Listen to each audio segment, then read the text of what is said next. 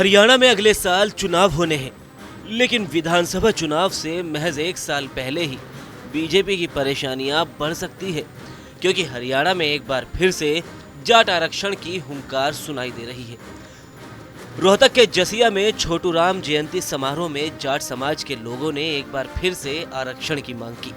अखिल भारतीय जाट आरक्षण संघर्ष समिति के संयोजक यशपाल मलिक ने कार्यक्रम में अपने संबोधन के दौरान बीजेपी की केंद्र और राज्य सरकार को जाट समाज को ओबीसी में आरक्षण देने की मांग की।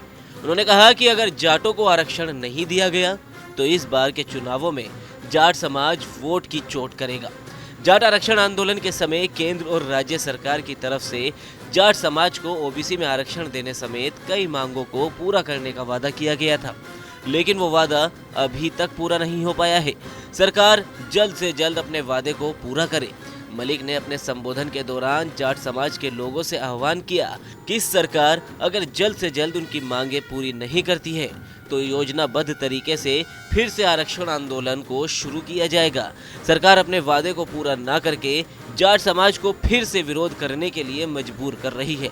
बताते चले कि हरियाणा में जाट आरक्षण का मुद्दा काफी अहम रहा है। फरवरी 2016 में हरियाणा में आरक्षण की आग बुरी तरह से फैली थी। इसका असर प्रदेश के 8 जिलों में दिखाई दिया था। बड़े पैमाने पर हिंसा में 30 लोगों की मौत हुई थी। यही नहीं, प्रदेश की हजारों करोड़ रुपए की निजी और सरकारी संपत्ति का भी नुकसान हुआ था। इसके बाद सरकार को आंदोलनकारियों के दबाव में झुकना पड़ा था और आरक्षण देने की सरकार ने बात कही थी। अब देखना तो ये होगा कि हरियाणा की खट्टर सरकार इस बार जाटों को कैसे मनाएगी, क्योंकि कहा जाता है कि हरियाणा में सरकार किसकी बनेगी ये तय जाट समाज ही करता है। जिधर जाट समाज झुकता है, ज्यादातर सरकार भी उसी की बनती है। और इस बार जाट आरक्षण की वजह से बीजेपी के साथ साथ जेजेपी को भी नुकसान उठाना पड़ सकता है।